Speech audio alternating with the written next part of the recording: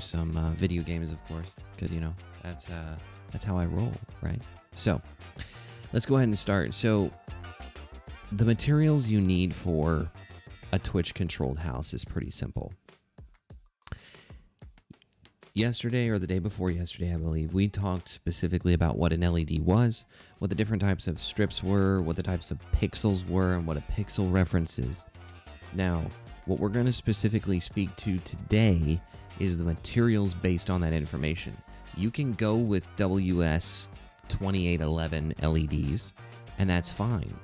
They come in two different varieties typically, single individual addressable LEDs, or ones that come in 3 pixels that are addressable in 3 pixels. This strip down here is a WS2811. The strip on the back of the sofa is a WS2812. The difference between these two, this will only change the colors of 3 LEDs at a time. This will individually address each one. So like on the outside of the house, I can have a running light that goes every single LED pixel. I can pick which pixel I want to change color. I could have a red one in the middle of a bunch of purple. Who knows? It's my choice, right? With this, I address 3 at a time. That's just the way the chips are set up. So if you're going with strips, I would definitely suggest WS2812 or higher. They have 2813s, which is a new version. There's a bunch more. And they come in a wide variety of densities. Typically, if you're going to be doing a stream room or a light in your room or outside, visually, if you're having more density, more LEDs per meter or per foot, it's your choice, right? You could have 300 LEDs for 16 feet, or you can have 150. I typically like having 150 LEDs per 16 feet. It's a lot easier to see. It's a lot easier to process the animations that are going on. But that's your choice. Totally up to you. Now, the higher density, the more expensive they get, of course, right? So for me, for our process today, we're going to be talking about the WS2812s and what I put on the outside of my house. If you'd like to see the animations and some of the things that I've done with the house personally, you can go to my TikTok, which I will put in the chat here. You'll be able to see the planning, the steps, some of the process that went into programming this out. So that being said, let's go very, very easily into the materials you need. So first and foremost, you're going to need LED strips, right? So the LED strips that we're going to be talking about today are the WS2812s, as I noted. So I'm going to show you the browser here. Very simple, right? They're not expensive at all, $24.99. These are very good, stable LEDs. I've used them for years. Beyond streaming, I have them in my kitchen. I also have them in the living room behind the TV. It's really nice, right? These WS2812Bs are great. The beautiful thing about WS2812Bs is, as you can see, the LED in this picture, right? The LEDs here, if that LED goes bad, the data stops there. Like we talked about, right? Each LED communicates the data. The data stops there, so you will know which LED goes bad. And all you have to do is cut along the line here, reattach a new strip, and it'll go back to normal. So you can hot swap a lot of different things into this. It has built-in capacitors to prevent different things, to whether it's, protecting the LEDs from too much charge, or even reversing the connection. So if you reverse the connection accidentally, as you can see, you'll see the direction the data travels. If you reverse the connection, it won't damage it, which is great. Now, that also being said, hey Teach, awesome. So with that being said, if you're taking a look at this, there are 2 sets of wires with this LED strip, right? You can see this end here. You can see this end here. Both ends have an extra set of red and black wires, which means it's already prepped for power injection. And we talked about power injection yesterday, right? Power injection is the need as your voltage decreases, as the LED strip starts sucking out all that stuff. Remember my theory or my idea of a bunch of cows eating out of a trough? If you feed from one end, all the cows are going to finish the food before the poor little cows at the end get it. So it's the exact same mentality here. All the LEDs are going to use the voltage before it gets to the very end, so you need to inject power from both ends if you get to a specific run. In this case, we're talking about a 5-volt strip, so my suggestion, my rule of thumb, this isn't scientific, this isn't something that I did math on, but in my situation, inject power at the end of every 5-volt strip because you have a lot less room of error. If you go with a 12-volt strip, which are more expensive, but if you go with the 12-volt strip, you could go every 2 strips, right? That's just the way that it works. So I would definitely say these are very, very good. Their color capacity is true colors. It's a very good example. So I purchased those. I would definitely say that's your first step. So number 1, get the LED strips, right? So number 1, you want to make sure that you get the LED strips. Number 2, you need to identify a power supply. Now, the same company that makes the LEDs makes really good power supplies. These are bare metal power supplies. You don't have to get this power supply. You can do butt connector power supplies. You could do, let me find an example of a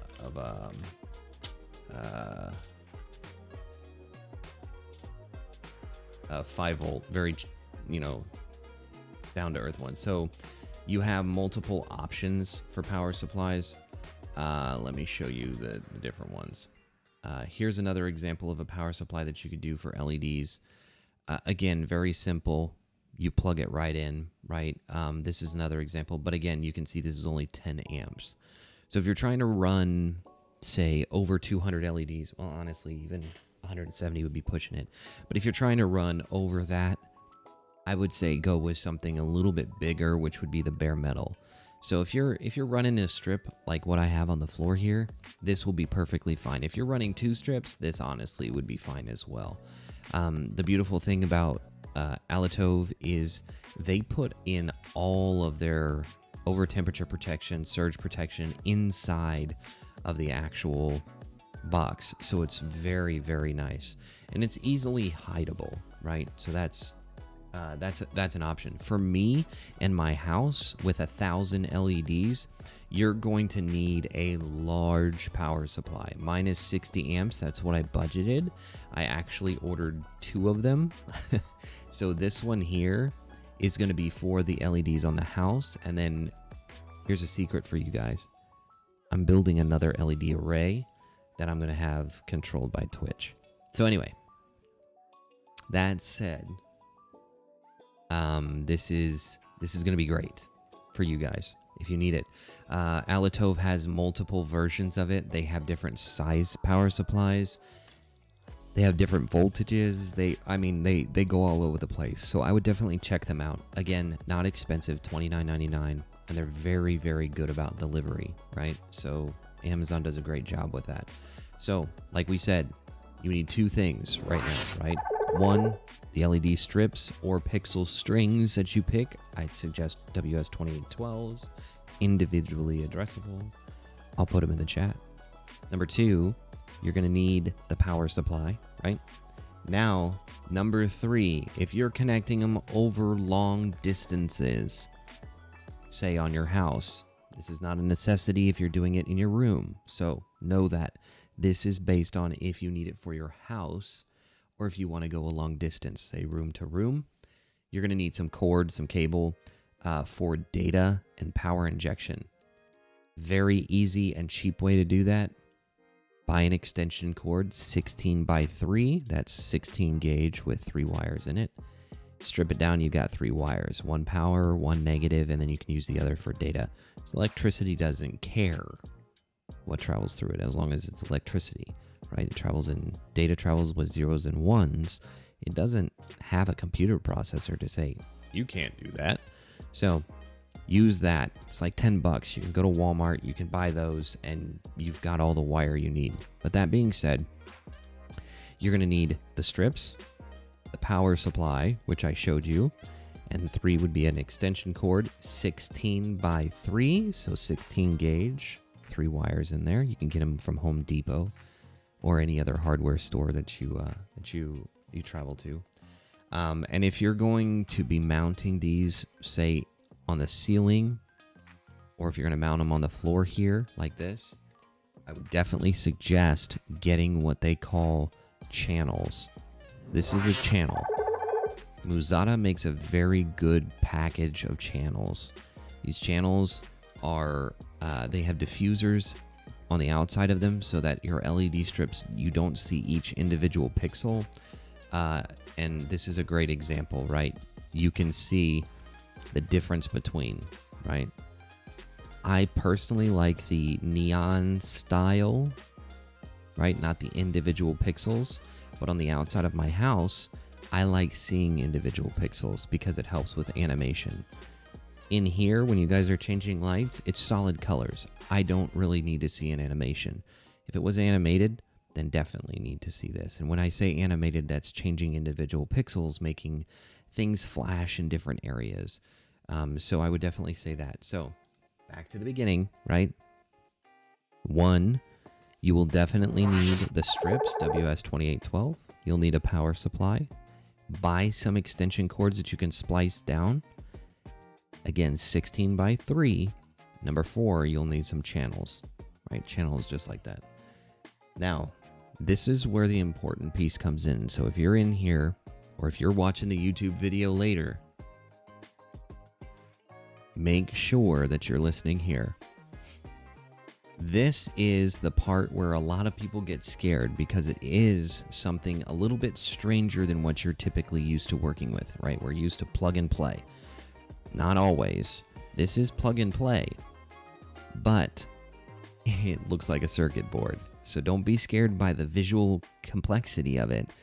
Know that this is something you need to have WLED and Lumia Stream communicate with each other. So take a look. This is called a Digiquad. This is the Quinn LED Digiquad, and it is an amazing, amazing pre-assembled board. Again, remember how I mentioned at the beginning, Dr. Z's right here? Dr. Z's has been doing this for years, and this is the same piece of hardware that I have downstairs on my house.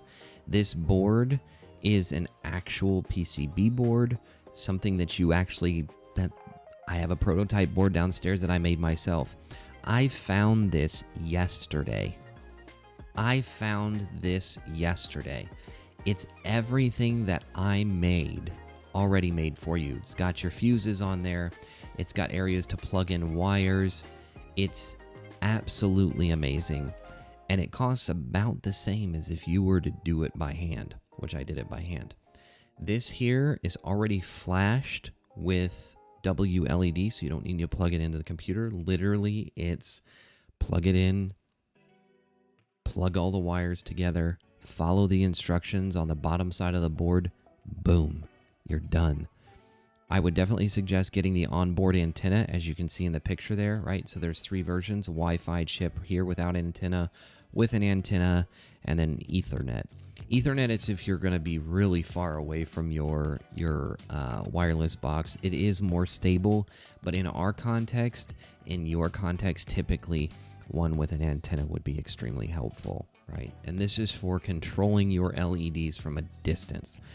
You can buy something like Govee smart lights, which is what I use for your stream room, right? The bottom side here is Govee, the back side is WLED. Govee does a great job. The Govee smart lights are very, very nice, very simple. I can show you. Let me show you one example of strips, and I believe Drogan, one of our the Cal crew here has been asking about them, but Govee smart lights are very easy, right? You've got your controller right there. You plug it right in, boom, you're done. Very simple, right? And you can get this to communicate with Lumia Stream. The connections are easy. There's no connections for, flashing software or going into a Digiquad perspective. But if you're trying to run custom animations, if you're trying to run something a little bit more complex, this would be the way to go. So back to our original discussion. 5 pieces are what you need right now. 1, WS2812s or your choice of pixels, whatever. Right, hey Drogan. Number 2, you're going to need a power supply, which I will share the link in the chat. Number 3, buy an extension cord, split it into 3 ways. That's the 16 gauge by 3. Split it 3 ways, you'll be good to go. Number 4, you'll need to make a decision. The Digiquad, or you can do it all on your own. I suggest a Digiquad, right? Super easy, straightforward. If you're mounting them on the ceiling or on a floor like this, the 5th thing you'll need, of course, is those channels. You can stick them on, but they typically will fade. The LED strips that I have here are in a channel, and the ones behind my sofa are not. But the ones behind my sofa, they're turning yellow. Not the LEDs, but the actual covering of my IP65 rated LEDs. It just happens. Over time, silicone will do that. So, now, the next thing I want you guys to take a look at, right? Next thing I want you guys to know is WLED. WLED is the program that I use to communicate with Lumia Stream on my house. This is something created by a guy named Air Cookie. Air Cookie has taken his time and made an amazing program. Very simple, very straightforward. This will be flashed automatically on that Digiquad. It goes right in there. It is an amazing configuration. It also has native Home Assistant integration. All you have to do is click Add. So you can have your Alexa, your other ones create, or your other assistants help you with the lights and turn them on, turn them off, change the colors, whatever. Now, that being said, WLED is a great resource. I'm going to show you here. I don't want you to see IP, so give me 1 second. I'm going to show you what it looks like, right? So I've changed the IP, don't worry. This is the way WLED looks like. This is the way that it looks. All of the buttons, and let me turn off my camera so you can see. This is the 6th option for you guys, or 6th item that you'll need to get your LEDs situated. The thing is, I can control all my LEDs from an app, which is the WLED app, or here. It's awesome. I can set the colors, I can set the segments, I can change my color palettes, I can pick whatever I want. You can even see the effects while they're doing it. It's called peak, right? You can see what it means. This is the way my LEDs are looking right now, right? So if I was to change my LEDs right now to blink rainbow, this is what it would look like, right? I'm gonna put candy cane on. That's just like something I enjoy. That's the way it looks. So the beautiful thing is you can create playlists, and in the configuration menu, you can do time and macros, so you can enable when you want them to turn on, when you want them to turn off, at sunrise or sunset based on your geolocation. It's an amazing, amazing program. And the beautiful thing is it works with a wide variety of LEDs.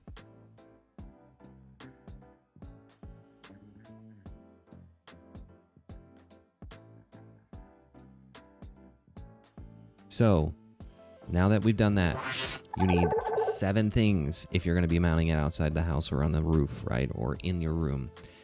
You'll need 1, WS2812s or WS2811s, whatever you pick.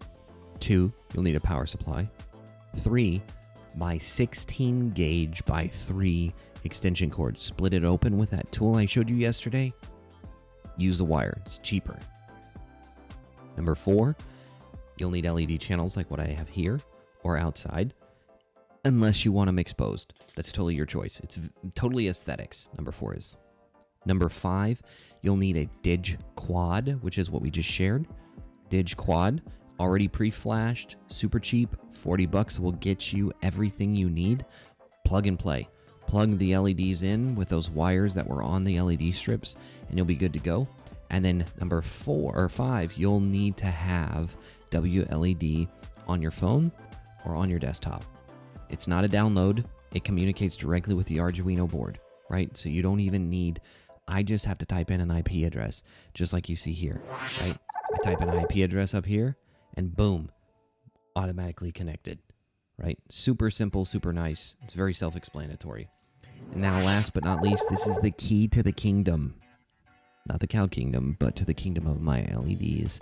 It's called LumiaStream, ladies and gentlemen. LumiaStream. LumiaStream is the best platform I have seen yet for streaming. Haha. Thank you for changing that. You actually changed the lights outside. You can't see them because I don't have the camera, but let me show you.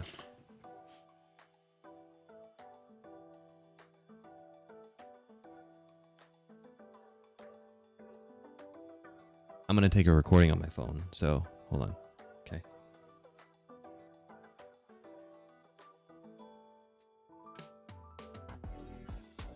I'm here. I'm going to record it.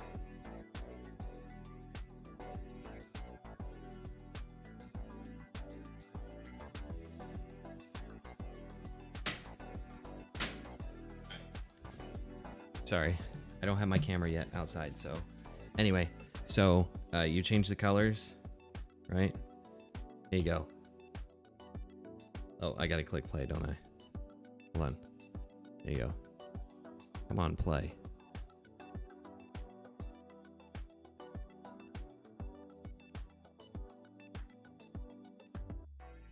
So outside my house, you now have controlled my LEDs. So anyway, oh, look at that. Look at that. Oh my gosh, I got a host. So now my entire neighborhood is blinking blinking that green and blue color. So anyway, yes, my neighbors will hate me, but that's okay because I care about you guys more than my neighbors, to be totally frank with you. But anyway, super great to have you guys here. So with that said, the last thing is LumiaStream. So let's take a look at that really quickly here. This is LumiaStream. I'm gonna go ahead and turn off my camera. It is a program that you download. LumiaStream is a great program. There are a free version, as I noted before, and there is also a paid version. Okay, so make sure that when you have the free version or the paid version, whatever you pick, whichever you pick, I don't mind. It's totally up to you. You'll have access to everything that I have here. Everything, absolutely everything. Now with this, all you have to do is the integrations, and these are all the integrations they have. They don't mention it, right? But over time, they're adding more and more and more, right? Now, WLED is not mentioned here, and that's okay, but it's very simple, right? So this is the way LumiaStream looks after it's downloaded, and as you can see, I have the default triggers as you guys publish them through. But very simply, you click connections, right? You click add new connection, WLED right there, or any of the other options that you have. Super simple, right? So again, like I said, this is the key to the kingdom, the one that really changes it. The other cool thing about LumiaStream is you can control all of your stuff. You can control what animation goes on, whether it's, police blinking lights. You can control whether you have it a solid color when somebody subscribes. You can even take Alexa, get her involved, or you can even have, for example, Touch Portal work alongside that, which is what I use. So with that being said, I'm super stoked that you guys were here. Thank you for swinging by. We're going to go through how the hardware is put together in another stream. But again, before I close this out and we jump into gaming, right, you need 5 things. Pick a strip that you like. WS2812 is my suggestion.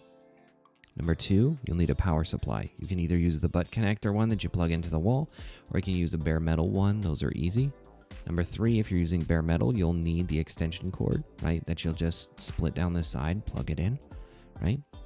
Number 4, you'll need a Digiquad if you're using these WS2812 strips, not a Govee strip that is pre-built in. And number 5, you'll need Lumia Stream.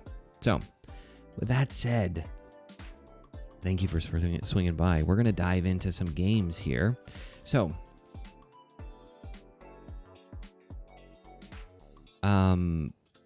that's a good question. I don't check that because, you know, let me tell you, hold on.